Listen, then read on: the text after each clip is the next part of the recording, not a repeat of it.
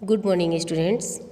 तो कल हमने पढ़ा था पाठ 3 बस की यात्रा, जो एक व्यंग्यात्मक लेख था और लेखक ने बस के ऊपर कई तरह के व्यंग्य किए थे। बस की हालत के बारे में आपने पीछे पढ़ाई था। और अब जब बस बीच जंगल में आकर फिर खड़ी होकर ख़राब हो गई तो बस के ड्राइवर और हिस्सेदार दोनों तरह तरह की तरकीब लगा के उसे सुधारने की कोशिश कर रहे थे। लेखक अपने मित्रों के साथ में बैठकर वहाँ उस खराब बस को खड़ी देखकर उसके बारे में यही कह रहे थे कि इस बस पर आने से उन्हें ग्लानि फील हो रही है कि यदि वे इस बस से आए हैं और बीच में इसी बस की का कहीं भी यदि बस खराब हो जाती और उसका प्राणांत हो जाता, मतलब उसके प्राणों का अंत हो जाता, तो इसी बियाबान मतलब जंगल में हम सबको उसकी अंत्येष्टि भी करनी पड़ती।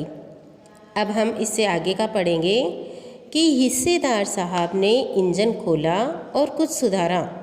बस आगे चली, उसकी चाल और कम हो गई थी।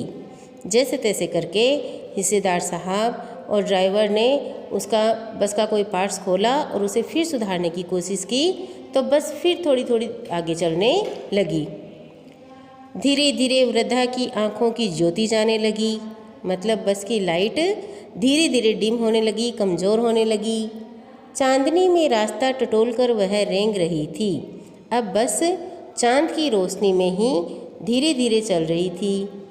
आगे या पीछे से कोई गाड़ी आती दिखती तो वह एकदम किनारे खड़ी हो जाती और कहती, निकल जाओ बेटी, अपनी तो वह उम्र ही नहीं रही। मतलब बस की खुद की लाइट से तो कुछ दिखाई नहीं दे रहा था, और सामने से अगर रोड पर कोई दूसरी सड़क पर कोई दूसरी गाड़ी आती तो बेचारी बस वो जो पुरानी बस थी वो साइड में खड़ी हो जाती और उस गाड़ी के जाने का इंतज़ार करती और यही कहती, मानो ऐसा लग रहा था जैसे यही कह रही है कि बेटी तुम निकल जाओ, अपनी तो ऐसी अब उम्र नहीं है। एक पुलिया के ऊपर पहुँचे ही थे कि एक टायर फिस करके बैठ गया।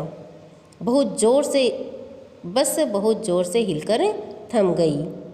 अगर स्पीड में होती तो उछलकर नाले में गिर जाती। मैंने उस कंपनी के हिस्सेदार की तरफ पहली बार श्रद्धा भाव से देखा।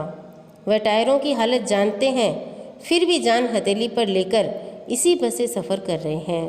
उच्च स्तर की ऐसी भावना दुर्लभ है। सोचा, इस आदमी के साहस और बलिदान की भावना का सही उपयोग नहीं हो रहा है। इसे तो किसी क्रांतिकारी आंदोलन का नेता होना चाहिए। अगर बस नाले में गिर पड़ती और हम सब मर जाते तो देवता बाहें पसारे उसका इंतज़ार करते और कहते कि वह महान आदमी आ रहा है जिसने एक टायर के लिए प्राण दे दिए, मर गया लेकिन टायर नहीं बदला। अब क्या हुआ कि जैसे तैसे करके चांद की रोशनी में धीरे धीरे बस एक पुल के ऊपर चढ़ी तो उसके चारों टायर जो घिसे हुए थे उनमें से एक टायर फिस करके उसकी पूरी हवा निकल गई और बस पूरी हिलकर वहीं रुक गई। रुकने के बाद में लेखक बता रहे हैं कि यदि ये तो इसकी स्पीड कम थी, अगर वह इसकी स्पीड तेज़ स्पीड में होती तो सीधी जाकर नाले में गिरती। नाला जो पुल जिसके ऊपर पुल बना हुआ था। लेखक ने कंपनी के हिस्सेदार की तरफ श्रद्धा भाव से देखा। क्यों देखा? क्योंकि लेखक बता रहे हैं कि बस का हिस्सेदार और ड्राइवर बस की हालत जानते हुए भी अपनी जान हथेली पर लेकर, अर्थात जान की परवाह किए बिना इसी बस से सफ़र कर रहे थे।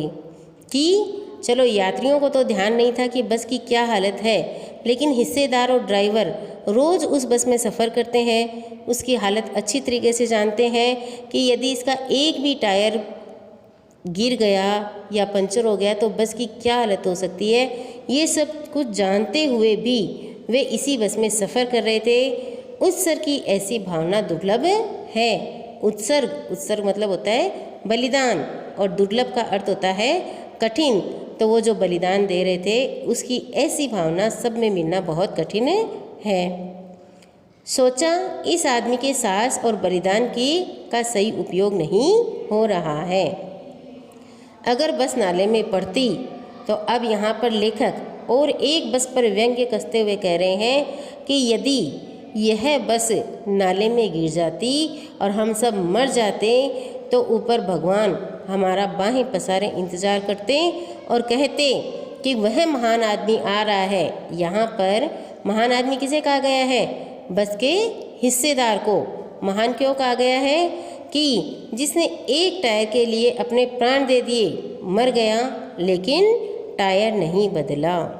मतलब लेखक हिस्सेदार की तरफ व्यंग्य कसते हुए यही कह रहा है कि भगवान भी उसके बारे में यही कहते कि वास्तव में ये वह महान आदमी है जिसने मरना कबूल कर लिया लेकिन बस का टायर नहीं बदला। दूसरा घिसा टायर लगाकर बस फिर चली। अब हमने वक्त पर पन्ना पहुंचने की उम्मीद छोड़ दी थी। पन्ना कभी भी पहुंचने की उम्मीद छोड़ दी थी। पन्ना क्या, कहीं भी कभी भी पहुंचने की उम्मीद छोड़ दी थी। लगता था जिंदगी इस बस में गुजारनी है और इससे सीधे उस लोक को प्रयाण कर जाना है। इस पृथ्वी पर उसकी कोई मंजिल नहीं है। हमारी बेताबी तनाव खत्म हो गए। हम बड़े इत्मीनान से घर की तरह बैठ गए। चिंता जाती रही और हंसी मजाक चालू हो गया। बेताब का अर्थ है बेचैनी। अब जैसे बस की हालत देख रहे थे तो जो एक्स्ट्रा में टायर था वो भी घिसा हुआ था, उसे लगाया तो बस फिर धीरे धीरे चल पड़ी। लेकिन जो इन्हें समय पर आगे की ट्रेन पकड़ने के लिए पहुंचना था वहाँ पर ये नहीं पहुँच, उन्होंने उम्मीद छोड़ दी थी। और वही नहीं, इन्होंने तो कहीं पर भी पहुँचने की। तो अब ये अपना लेसन यहाँ कंप्लीट हो गया और अब हम इसके शब्दार्थ लिखेंगे। तो शब्दार्थ आपको सुंदर सुंदर राइटिंग में जैसे क्लास में बताया हुआ है उस तरीके से लिखने हैं। बीच में ज़्यादा गैप नहीं छोड़ना है और एक के नीचे एक लिखना है। आप उसमें क्रमांक मतलब नंबर नहीं डालेंगे, सीधा आपको ऐसे ही लिखना है। जैसे पहले आपने लिखा निमित्त। निमित्त का अर्थ होता है कारण या किसी काम को करने का साधन। गोता, गोता है डुबकी लगाना अर्थात पानी में डुबकी लगाना। इत्तेफाक, इत्तेफाक उर्दू का शब्द है और हिंदी में इसका अर्थ होता है संयोग। बियाबान, बियाबान का अर्थ है जंगल। जैसे जंगल के और भी कई पर्यायवाची आपको ध्यान होंगे, विपिन, तो आप इसमें बियाबान भी लिख सकते हो। या उजाड़ खंड, ऐसा स्थान जहाँ से लोगों का आवागमन कम हो। अंत्येष्टि, मृतक कर्म या दाह कर्म, जब किसी भी इंसान की मृत्यु होती है तो उसके बाद में जो अंतिम संस्कार उसका किया जाता है उसे अंत्येष्टि कहते हैं। प्रयाण, प्रस्थान करना, वहाँ से चले जाना या मर जाना। बेताबी, ये भी उर्दू का शब्द है और इसका अर्थ है बेचैनी, मतलब चैन नहीं रहना, धैर्य नहीं रहना। अब शब्दार्थ करने के बाद में सुंदर सुंदर राइटिंग में यहाँ 5 प्रश्न हैं जिनके अपने को कारण बताने हैं। जैसे पहला प्रश्न आपके सामने है कि मैंने उस कंपनी के हिस्सेदार की तरफ पहली बार श्रद्धा भाव से देखा। तो इसका लेखक के मन में हिस्सेदार साहब के लिए श्रद्धा क्यों जग गई, इसका हमें कारण बताना है। तो कब देखा था लेखक ने? जब बस का टायर फिस करके बैठ गया था। तो उत्तर में हम लिखेंगे हिस्सेदार बस में लगे टायरों की बुरी हालत को जानता था। मतलब जो बैठे थे लोग, उन्हें तो पता नहीं था कि बस की क्या हालत है, लेकिन हिस्सेदार अच्छी तरीके से जानता था कि बस के चारों टायर घिसे हुए हैं और वो कभी भी फट सकते हैं। चारों टायर घिसे हुए थे, इतने पर भी वह उस खतरनाक बस से सफ़र कर रहा था। उसके साथ कोई भी हादसा हो सकता था। उसकी हिम्मत देखकर ही लेखक के मन में श्रद्धा भाव जागा। श्रद्धा भाव जागने की बात यहाँ पर एक व्यंग्य है, वास्तविकता नहीं है। कहने का अर्थ है ये जो पाठ हमने पढ़ा है ये एक व्यंग्य लेख है। इसमें हर चीज़ पर, बस की हालत पर, हिस्सेदार साहब की स्थिति पर, सब पर व्यंग कसा हुआ है और उसी व्यंग को कसते हुए लेखक ने हिस्सेदार साहब के लिए ये बात कही थी कि मैंने उस कंपनी के हिस्सेदार की तरफ पहली बार श्रद्धा भाव से देखा। हालांकि देखने का उनका उद्देश्य यही था, वो जानते थे कि हिस्सेदार को सब पता था कि बस के चारों टायर घिसे हुए हैं, लेकिन फिर भी स्वार्थ के वशीभूत होकर टायर चेंज नहीं करवाना और उसी में सफ़र करना, ये उनकी हिम्मत को प्रदर्शित कर रहा था। अब इसी तरीके से दूसरा प्रश्न हमारा है कि लोगों ने सलाह दी कि समझदार आदमी इस शाम वाली बस से सफ़र नहीं करते। ये किस समय की बात है? जब लेखक और उनके मित्रों ने यह तय किया था कि हम इस बस से सफ़र करेंगे और सफ़र करके हम सुबह तक जबलपुर की ट्रेन पकड़ लेंगे। लेकिन बस के बारे में जो आसपास के लोग जानते थे वो उन्हें ये सलाह दे रहे थे कि इस बस से जो समझदार है वो शाम के समय में सफ़र नहीं करता। अब कारण क्या था कि लोग तो सब जानते थे आसपास के कि ये बस कितनी पुरानी है, कितनी जर्जर अवस्था में है, इसके सारे पार्ट्स ख़राब हुए हैं, ये कभी भी इसका ब्रेक फेल हो सकता था या रास्ते में बंद हो सकती थी, टायर पंचर हो सकता था। तो लोगों ने यही सलाह दी कि जो समझदार होगा वो इस बस से सफ़र नहीं करेगा। तो लोगों ने यह सलाह क्यों दी? तो इसके उत्तर में हम ऐसे लिखेंगे कि आसपास के लोग बस की वास्तविक स्थिति को जानते थे। वे जानते थे कि बस खटारा है और यह कभी भी खराब हो सकती है, इसलिए लोगों ने लेखक और उनके मित्रों को यह सलाह दी। तो इस तरीके से आपको इन दोनों प्रश्न में कारण लिखने हैं और इनके उत्तर लिखने हैं जो आपके सामने लिखे हुए हैं।